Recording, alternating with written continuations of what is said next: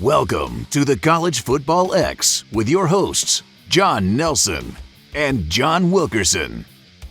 Well, throughout the year, we've been telling the stories of the feel-good stories in college football, and this week we're going to talk to the Arizona Sun Devils. Look at them. They're 9-2, and at the preseason polls, the Sun Devils were picked to finish dead last in the Big 12 Conference. Hod Rabino, the publisher of DevilsDigest.com, joins us. And before we dive into all that, I got to ask you about the end of the BYU game last week when BYU had one more shot to perhaps pull off a victory. And what were you going through during that one possession and the outcome? How'd you feel afterwards? Yeah, I mean, I was on the sideline as I am usually in the last 5 or so minutes of any game. And everybody just like Kenny Dillingham, the ASU head coach, thought the game was over. So the storming of the field didn't take him by surprise. And didn't think much of it. I saw players, coaches, fans, congratulating each other, and all that. And then I heard these murmurs. The game's not over. The game's not over. And some of the coaches were very, very slow to get off the field just to make sure that the game was truly over. So it definitely was a lot of pandemonium, as you can imagine, trying to evacuate thousands of fans from the field in a timely manner is almost mission impossible. So I think it took a good 10 or so minutes to get it done. And then you have the Hail Mary pass, which was just about 2-3 yards away from being an end zone, and a total heartbreaking ending for ASU. But I'll tell you what, I just think this is a season where the ball did bounce Arizona State's way more than a couple occasions. And I think last Saturday was just one more of those occasions. A crazy ending to the game. But then again, it's been a crazy season for the Sun Devils. Yeah, no kidding. But I want to touch on Kenny Dillingham, the head coach. He's a Sun Devil to the core. He played there. This is his dream job. And he coached under Mike Norvell at Memphis and at Florida State. So he got that offense, his offensive system down. He also spent some time with Gus Malzahn. Since he took the job from day one up until now, what impact has he had? First of all, small correction. Kenny Dillingham never played for ASU. He actually had to retire his, I think, junior or senior year in high school. He did coach at ASU. You're absolutely right about that. He is an alumnus of the school, as you mentioned, and he's definitely, exactly what the program needed. And as you and probably a lot of your viewers know, the program really fell into some dark times after a disastrous Herm Edwards era, where not only were there any great results on the field to speak of, but off the field, it obviously was hit with NCAA sanctions due to numerous recruiting violations during the pandemic. So I think that to bring a coach like Kenny Dillingham, and yes, he's young, but don't forget, even though he's 34 years old, he actually has been coaching for 17 years. Right. So he's an old 34, if that makes sense. But just to have a coach like that, which like you said, does bleed Arizona State, born and raised here in the Valley of the Sun. This is exactly the type of coach that you needed to take ASU out of a very, very dark place. This is not a mercenary. This is not somebody who's going to use Arizona State for a stepping stone in 2-3 years. And the passion and the devotion that he has for this program was really evident from his introductory press conference, where he spent the good first 5 minutes crying, really showing his emotions. And anybody that may have made fun of that, I definitely wasn't one of those people, is definitely realizing the value of that when you just have a coach that really cares so much about the program, is willing to devote anything and everything that he has to the program. And it's not so much his very keen eye for talent and assembling a staff that really possesses that important trait, but also the importance that he put into establishing a conducive for success team culture. Again, this was a team that prior to Kenny Dillingham's arrival wasn't only struggling on the field, but really off the field, really was quite a mess. There really wasn't any team culture to speak of. And for Kenny Dillingham to be able to establish that mindset that just really turned this program almost on a dime. I mean, this is amazing to see what he's doing in his second year. I think speaks volumes to his abilities as a coach that goes much beyond just coaching X's and O's. Well, as we discussed with you earlier, I spent 3 years in the early '90s living in Arizona, and ASU does have a pretty passionate fan base for football. They hadn't had much to cheer about up until now, and I know Kenny Dillingham had this "Activate the Valley" motto. Tell me a little bit about that, and do you see the fan base really gravitating now toward the Sun Devils? Yeah, the Activate the Valley is basically just waking up the fan base. I mean, there are hundreds of thousands of alumni in the Valley of the Sun. Arizona State, as some may know, is the biggest university in the nation when you figure in the online students and whatnot. So he just really wanted to bring all those fans, which, like you said, maybe didn't have a whole lot to cheer for the last several years, just to really get them off the couch and off the big screen HD TV, and then bring them to the stadium. And sure, I mean, it was hard his first year here in Tempe. The team only won 3 games. There still was a lot of cleanup, so to speak, that needed to be done with the program. But I think the attendance numbers for Arizona State have definitely improved. But more importantly, and maybe the most significant aspect of any program right now, is the NIL program. He really has been able to quadruple all the donations that are pouring into the program right now. So you're able to retain key players. You're able to attract key players out of the transfer portal. So that Activate the Valley was one of those slogans which really sounded cute, and you wondered how long it's going to be until we're going to see the fruits of that labor behind that slogan. But just with everything with Kenny Dillingham, it's almost been done in a nanosecond ever since he arrived here. And that goes back to my earlier point. When you have an alumnus head coach asking to activate the Valley, somebody who grew up as a Sun Devil fan asking you to activate the Valley, it just hits a little differently, even if you brought in a proven coach that has maybe 1 or 2 championship rings on his fingers, but ultimately isn't somebody that lives and breathes Arizona State football basically from the minute they were born. We're talking to Hod Rabino, the publisher of devilsdigest.com. And from the season opener to Wyoming up until now, getting ready to face Arizona, knowing that this team was predicted to finish dead last and coming off a 3-win season, was there any particular moment, any particular game that you witnessed that you thought maybe this team's a lot better than we think they are for this year? That's a good question. I would say maybe the game against Utah. And even though Utah is definitely on the decline this season, I think that ASU caught them when the decline barely just started. And this is a team that really was the toast of the Pac-12 in this last few years of existence. A team that was picked to finish first in that preseason media poll that you talk about, the one that was bookended by Arizona State on the bottom half, and also a team that really not only trounced ASU last year in Salt Lake City, but really has had ASU's number for quite a few years now. And ironically, a team that when they came into the Pac-12 in 2011, I mean, they had a hard time getting over the hump that is called ASU. So there really has been like a mini rivalry between both programs.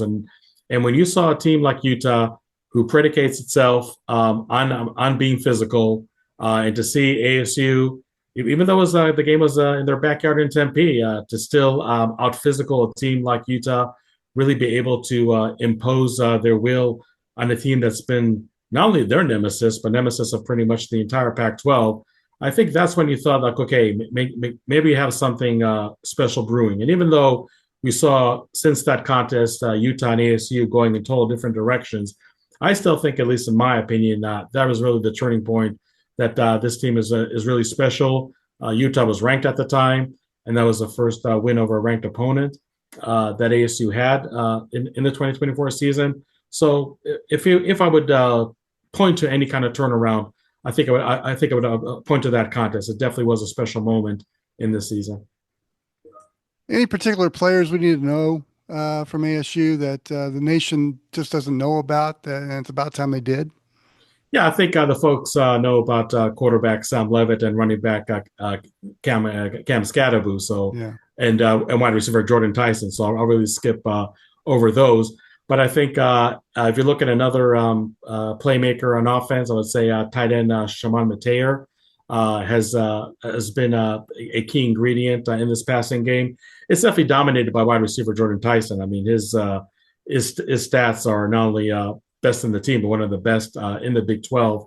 But when other players do make plays in the passing game, Shaman Mateer is usually the first person that you see really achieving that. On defense, even though ASU's pass rush has been somewhat of an Achilles heel, their defensive end, Clayton Smith, is a key player for them. Their biggest run stopper is a defensive tackle, CJ Fight. At linebacker, they got a very talented tandem in Keyshawn Elliott and Jordan Crook.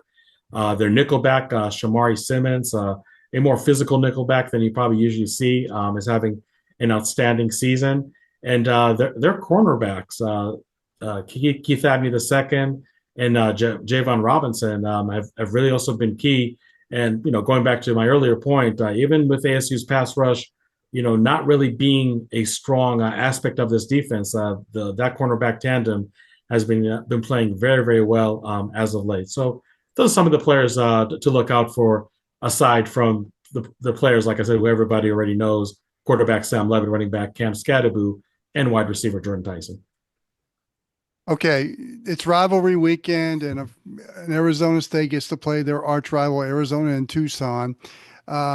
This is one of the underserved rivalries, I think, in college football. Look, I'm a product of the Southern football culture, and I was around Oklahoma, Nebraska, and Texas, Oklahoma. I live in the metro Atlanta area, so I'm exposed to Auburn and Georgia and Alabama, Auburn. And I kind of compare ASU and Arizona to Alabama and Auburn. The reason why is when you get into Alabama, as soon as you cross that border, they're in your face saying, okay, whose side are you on? They gave me about 3 weeks when I moved to Arizona before they got in my face and asked me, which side am I on? It's that type of rivalry. And with the stakes so high for ASU and having to play it in Tucson, is there a little uneasiness heading into this game? Well, first of all, as far as this rivalry being a very heated one, and look, what I'm about to say is maybe some people are going to perceive as biased because I do cover Arizona State, but I do think this is the most heated rivalry in the nation. And I know being out here in the West, and I'm not going to dispute you. Yeah, I experienced it. Yeah, and the reason I'm going to bring up, and maybe because you lived here in Arizona, you're familiar with what I'm about to say.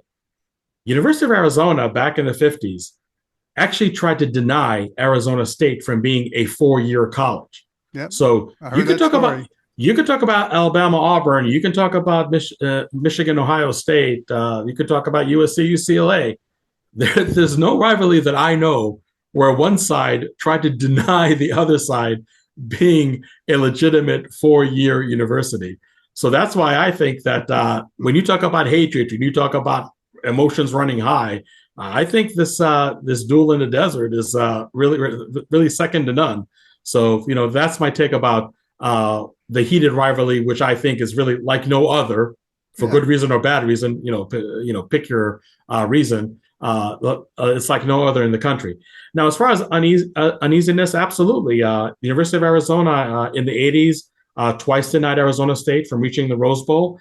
10 years ago in 2014, denied them from reaching the Pac-12 championship game just because they did beat ASU in the Territorial Cup matchup. So is there some uneasiness? Absolutely. You already heard a million times in the last 48 hours, and you'll probably hear a trillion times from now until Saturday. This is the game where you throw out the records, anything can happen. Expect the unexpected, et cetera, et cetera, et cetera. So, yeah, I think there's definitely some uneasiness for Arizona State. As you know, if ASU wins, they are virtually in the Big 12 title game.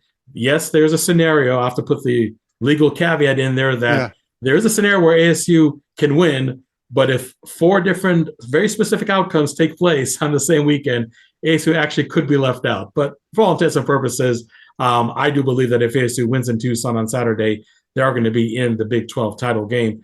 But yes, I think there's definitely some uneasiness, and I think even though ASU wants to avenge a trouncing from last year, 59-23, more than anything, they do want to make sure that they don't falter in Tucson and do reach the Big 12 title game.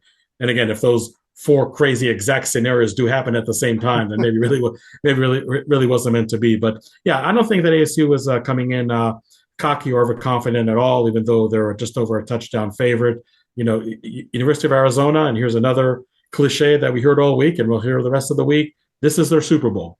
They cannot be eligible for a bowl game, even if they do win on Saturday. But to spoil ASU's path to the Big 12 title game, that's absolutely something that I'm sure the folks in Tucson have been talking about for the last few days, and we'll keep putting that front and center in their game preparation. So it's definitely going to be a very, very interesting game. That's for sure. I think Arizona State can prevail, not only because of their talent level, but just because I've just seen a very conducive for success mindset all year long. And even if there's in-game adversity, this team more often than not is able to bounce back. But I know it's not going to be easy. And when you look at all the wins for Arizona State this year, all of them have been what I call the white knuckle moment wins. It definitely has been, it has been anything but a smooth ride. But as everybody would agree, as long as that game goes in the W and not the L column, that's all that matters ultimately. Yeah, a couple of things. I'm glad you brought up the scenarios with the Big 12 and the championship game, because, I thought about driving 20 minutes down the road to Georgia Tech and dropping it off to the physics department. They'd have it solved in 5 seconds, but math wasn't my thing. Yeah. And then going to Tucson, to Arizona Stadium, look, that's a passionate fan base. And that's as I remember, that was a great atmosphere. Yep. To me, it's having a brief experience with the Pac-12 conference, it was the most SEC-like fan base as far as for football. So you're going into a den on Saturday. And yes, you're correct.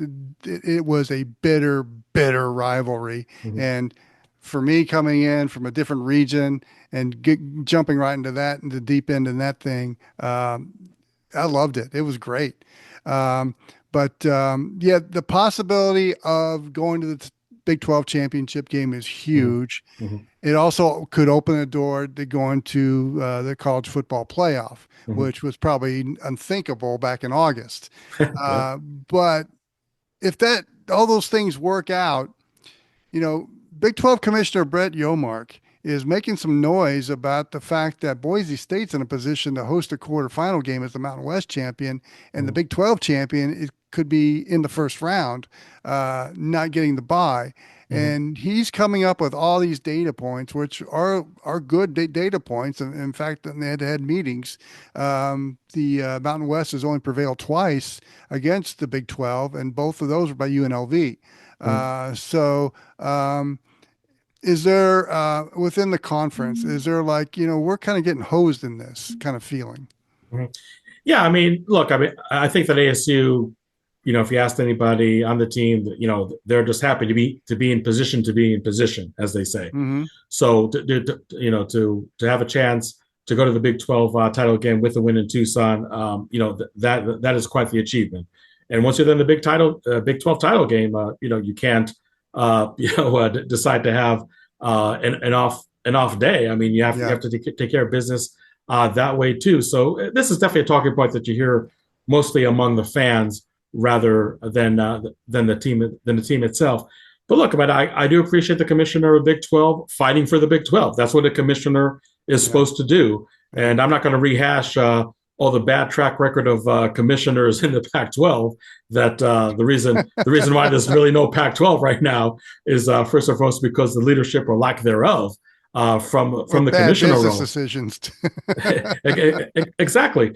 But look, he is right, because if you look at strength of schedule, there's no team, whether it's Arizona State or any other of the teams that are vying for the Big 12 title, that has a worse strength of schedule than Boise State.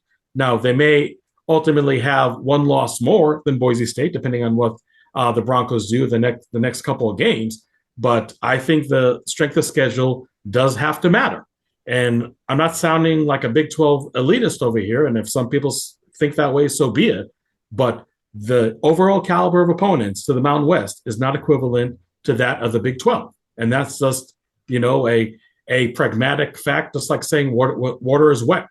So I really hope that when it comes time for the playoff committee to determine, okay, is it going to be Boise State in the last spot in the Final Four in that first round bye, or is it going to be the Big 12 champion, whether it's Arizona State or somebody else? I really hope that I'm not going to say cooler heads prevail, because I don't think this really should be an emotional decision, but just really looking from a pragmatic point of view. You look at the strength of schedule of both teams. To your point, the lack of success that Mountain West has had as a conference playing the Big 12, and those are all factors that do have to come into consideration. So, right now, like I said, anybody on the CSU team is worried about Tucson. They're not worried about the playoffs or anything like that, because if they don't win in Tucson, then the whole playoff talk is moot to begin with.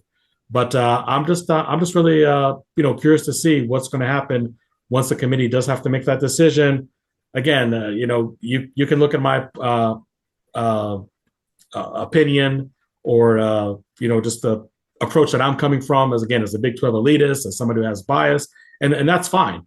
But I do think that a lot of objective people out there that maybe don't have a dog in the fight would say that the Big 12 champion, whoever that may be, should be in the Final Four ahead of Boise State. We'll see what happens in a couple of weeks. Committee meetings and TV executives tend to be a bad mix, if you know what I mean. Excellent. Hod, tell us where we can see some of your material. Yeah, absolutely. You can see everything that I have to offer, and there's going to be a lot this week, as you can imagine, at devilsdigest.com. You can follow us on Twitter at Devil's Digest. Lots of pregame features leading up to Saturday. I can divert a little to basketball. Some really important basketball games for Arizona State. The Sun Devils have started the season 5-1. They've turned in some great performances so far. And a win in Tucson this weekend is only going to increase the content level that's going to be coming next week for a potential Big 12 title game. And let's not forget the 2025 class signing day earlier than ever, the first Wednesday in December. We're going to be all over that too. So this is a time of year where there's definitely no shortage of storylines and content to deliver. Devil's Digest will take care of you. He's Hod Rabino, the publisher of Devil's Digest, and we appreciate you coming on the College Football X. And hey, if you keep having this kind of success, you may be a regular contributor. I'd appreciate that. Thanks for having me on. The online sports guys would love to hear from you. Go to our X page, formerly known as Twitter, at OSG Sports for a comment, rant, or just whatever is on your mind about college football. Now back to the College Football X. Here's John Wilkerson. Thanksgiving weekend, it's always Christmas time for college football fans. Why is that? It's rivalry week. And this is where all the, I think somebody said years ago that this is where you see the person you haven't talked to since 1939, something like that. But the one rivalry, and of course it's going to have a major impact on the SEC, but to me, to have the TexasA&M rivalry back, to me is very heartwarming. I can't wait to see what happens at Kyle Field on Saturday night when this thing gets renewed. Yeah, and as we all know, side of the helmet says ATM. And that's what you're staring at here, and that's what it's going to take to get in the door for this particular game. An ATM, yes. Yes. You look at this one, and I still have questions about Texas A&M offensively. I really do. I don't know which Connor Wigman is going to show up. I don't know what quarterback is going to show up. I have issues about decision-making. I think that if you are Texas, make the quarterback beat you. Make sure that you take the running game away, 7 in the box, trust your corners, man coverage on the receivers, and make sure that nothing happens outside the tackle box involving the running game. I think that Texas has it under control. Texas 5.5, 48.5. I think Texas clears the 5.5, and I think they clear the 48.5 too. But Texas A&M has such a stout defense, and they can get in the backfield pretty quickly. I Quinn Ewers is going to have a rough night. There's going to be some dirt on the back of his jersey when the night's over. I think you're spot on how Texas needs to approach this. But it's going to be a raucous crowd at Kyle Field. I can't wait to see it. I'm geeked for this game. Obviously, Michigan, Ohio State. I guess we have to mention that because the letter M is off the alphabet this week in the state of Ohio. And the game is Columbus. It is in Columbus. Rivalry games do scare me, but I just think with the Ohio State team I saw against Indiana, if that shows up, it's over with at kickoff. Yeah. When you're discussing a TTU win, I don't think that that's really going to be any effect this season. I think it's going to be a long day for Michigan. I think Ohio State tries to put up a number to reinforce the fact of who's your daddy in this particular relationship. I think it's a long day for Michigan at the Horseshoe. 42.5 means that you're implying that if Michigan doesn't get a whole lot of scoring, I think they pole vault that 42.5, and I think that Ohio State pole vaults the 21 too. A game that Kalen DeBoer must win, is in Tuscaloosa against your better half's alma mater, Auburn. Yep. I thought I'd never say this coming into this game, but Alabama coming off the loss, Auburn coming off an emotional win over Texas A&M. Does Auburn have any shot in hell?